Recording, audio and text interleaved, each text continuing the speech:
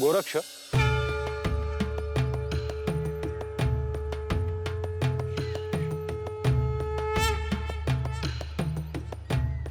आपण थांबूयात का काही वेळ? परंतु मी अजून थकलेलो नाही, आपण चालू शकतो.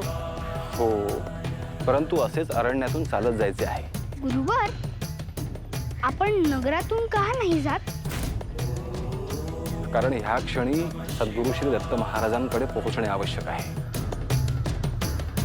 आपण जर नगरातून गेलो तर अनेक माणसं भेटणार, त्यांच्याशी बोलणं होणार, मग काही ना काही कारणाने विलंब होणार. आणि सगळ्यात महत्त्वाचे म्हणजे मनुष्यापेक्षा ह्या वृक्षांचा सहवास उत्तम.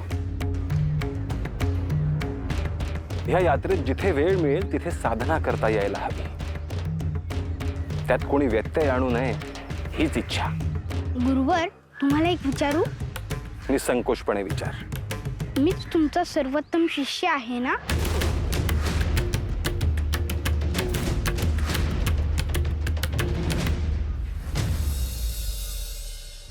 अरे गोपी, या रघु कुठे गेलाय? अरे ठाव नाही, पण खेळायला समड्यांच्या अगोदर तोच असतो. वय, अरे यो बघ, रघु येतोय. अरे नाव घेतलं आणि आलाच बघ. अरे कशा बसताय? अरे ते सोड, पण मला सांग, त्या दिवशी तू गहिनीकडे काय मागितलंस? अरे माझी इच्छा पुरी पण झाली. अरे कसली इच्छा ते तरी सांग. अरे गोरक्ष भेटला ना मला. होय, सांगतोस तरी काय? अरे म्हणजे मला सपान पडलं बघ. अरे खरं सांगतोस? वय वय खरंच. अरे मग असं असल तुम्ही अभि गहिनीकडे काहीतरी मागतो. वय मी अभि मागतो. अरे मी आता सांगीन की गोरक्ष परत आपल्या गावात येऊ दे आणि इथंच राहू दे. वय वय, इच्छा पुरी झाली तर लय बरं होईल बघ. वय,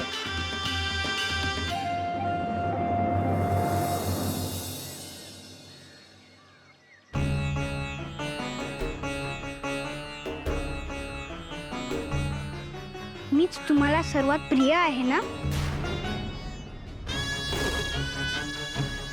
गोरक्ष, तू मला अत्यंत प्रिय आहेस आणि तू माझा उत्तम शिष्य देखील आहेस.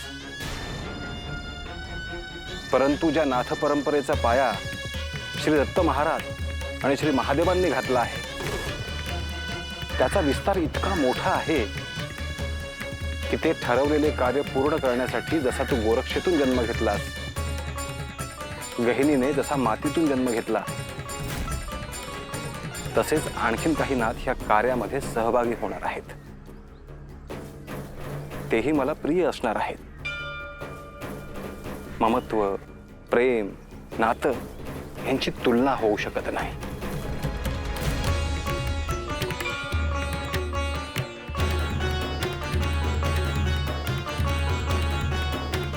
याचा अर्थ सगळ्यांपैकी मीच एक असणार ना?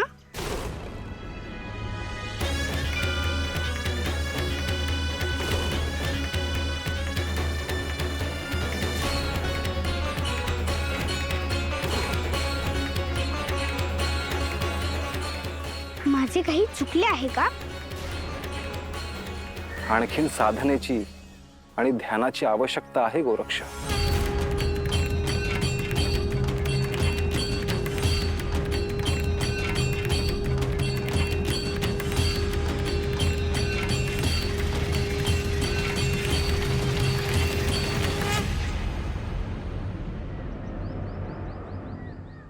मच्छिंद्र, तू गुरु म्हणून गोरक्षाला अनेक गोष्टी शिकवल्या आहेस, परंतु असे आहे का की गोरक्षाला अनेक गोष्टी समजल्या नाहीत किंवा खूप गोष्टी शिकायच्या राहिल्या आहेत? याचा अर्थ असा नाही की गुरु म्हणून तुझ्याकडून कोणती उणीव राहिली आहे, परंतु त्याचे बालवय पाहता त्याला नव्याने खूप काही शिकावे लागेल. मी काय म्हणतो आहे ते तुला निश्चितच समजले असेल.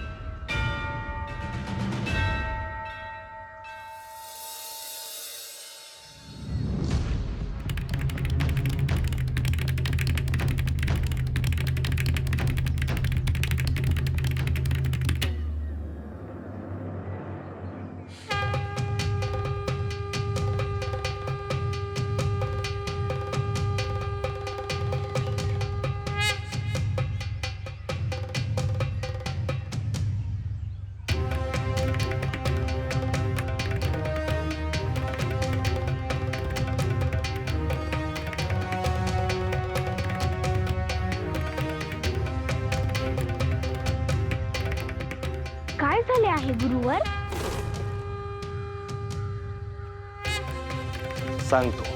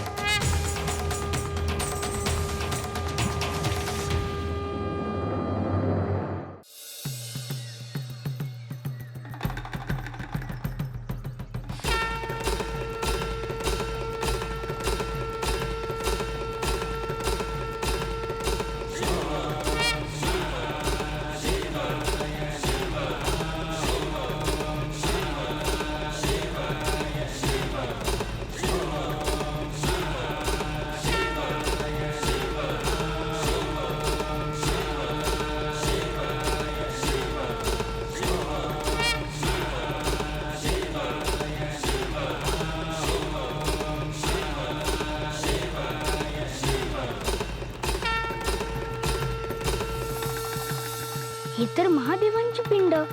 याच्यावर माती साचली होती म्हणून दृष्टीच पडत नव्हती. परंतु हे तुम्हाला कसे ध्यानात आले? मला जाणवले की इथे शिवत्वाची खूण आहे. कशाही स्वरूपात असले तरी त्यांचे अस्तित्व जाणवणारच. या पिंडीला अभिषेक घालून स्वच्छ केलं पाहिजे. हो, तू पाणी आणतोस का? होय गुरुवर.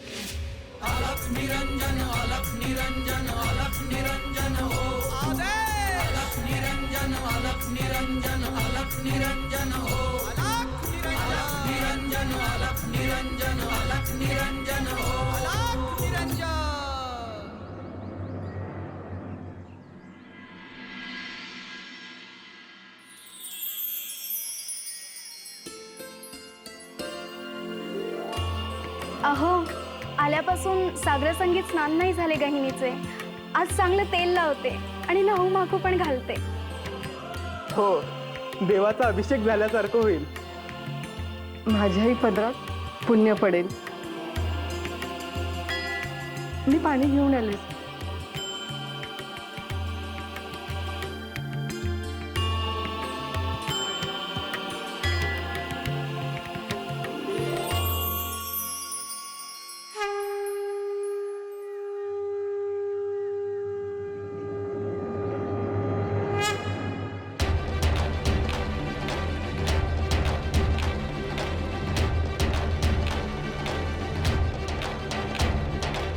हे प्रभू, तुम्ही चराचरात आहात. माणसाचा इतिहास इतका प्राचीन आहे की ह्या त्याच्या श्रद्धेच्या खुणा आहेत आणि भविष्यातही उत्खननात ह्या सापडत राहतील.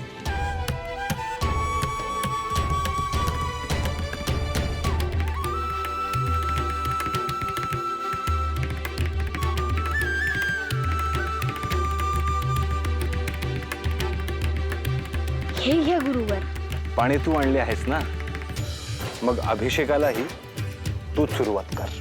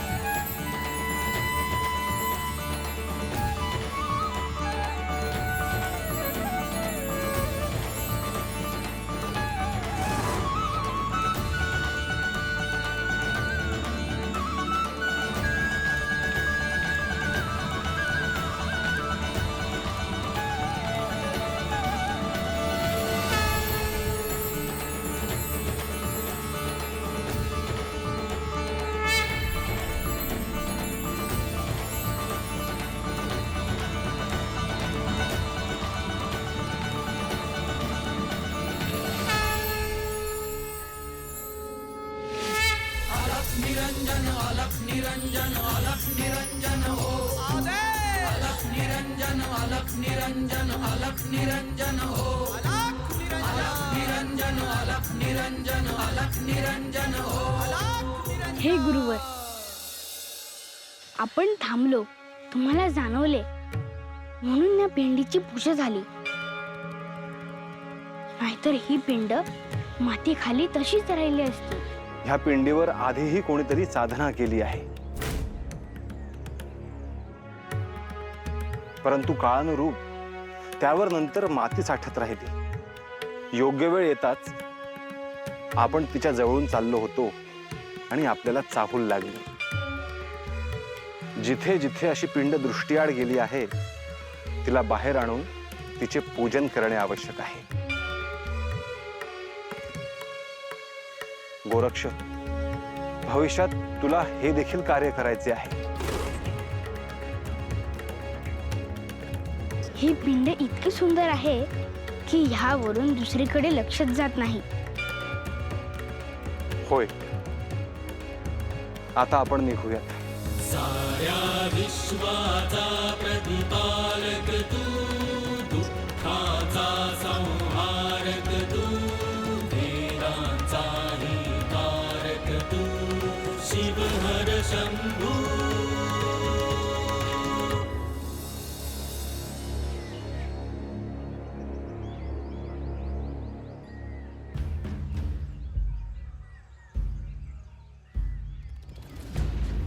अरे घरात कोण बी नाही. अरे तिकडच्या अंगाला काम करत असतात. वय काकी, अहो काकी. आता मी एक काम करतो, कैनीच्या पाया पडतो आणि मला काय हवं ते मागतो. वय गोपी, माझी जशी इच्छा पुरी झाली तशी तुझी बी होईल.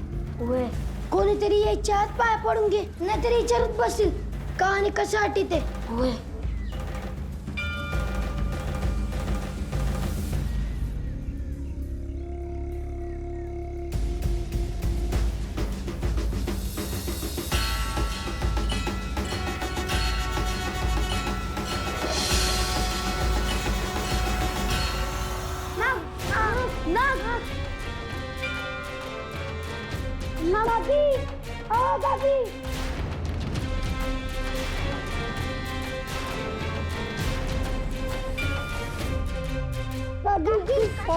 काय रे, काय झालं? आम्हाला गैलीच्या मागे खूप मोठा नाग दिसला. वय वय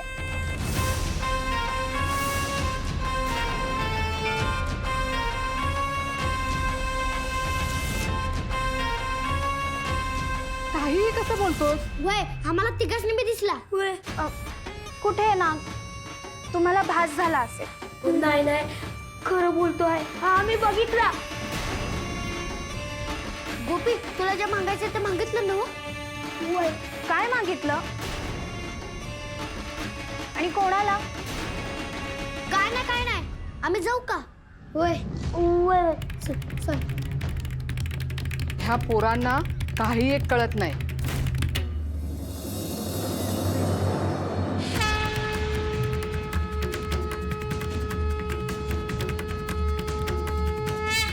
आई, महादेवांचा आशीर्वाद असेल म्हणून नागदेवांनी दर्शन दिले.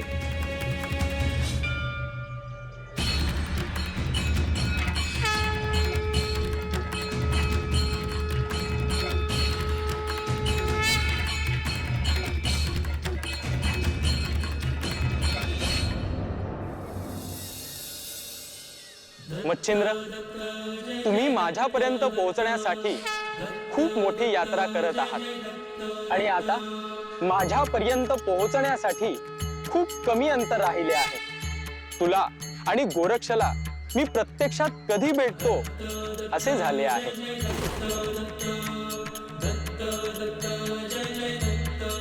तुला आठवत असेल तर तुझ्या बालवयात बद्रिकाश्रम येथे मी स्वतः आलो होतो आणि मी तुला घेऊन गेलो होतो. आज गोरक्षला तू स्वतः माझ्याकडे घेऊन येत आहेस. या संपूर्ण यात्रेत तू गोरक्षला कोणतेही कष्ट होऊ देत नाहीस. त्याचा मायेने सांभाळ केलास. गुरु म्हणून तुझे त्याच्यावर असलेले प्रेम आणि गोरक्षाची असलेली परमनिष्ठा हे गुरु शिष्य नात्यासाठी अत्यंत आदर्शच असे आहे.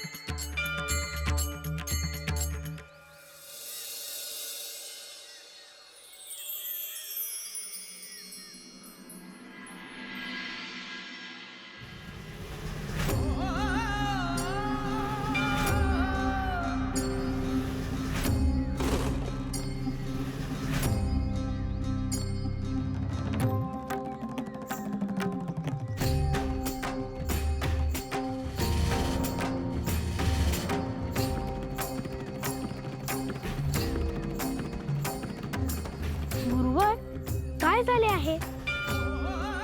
आपण का थांबलो आहोत? इथून काही अंतरावरच माझे गुरु आहेत हे मला जाणवले.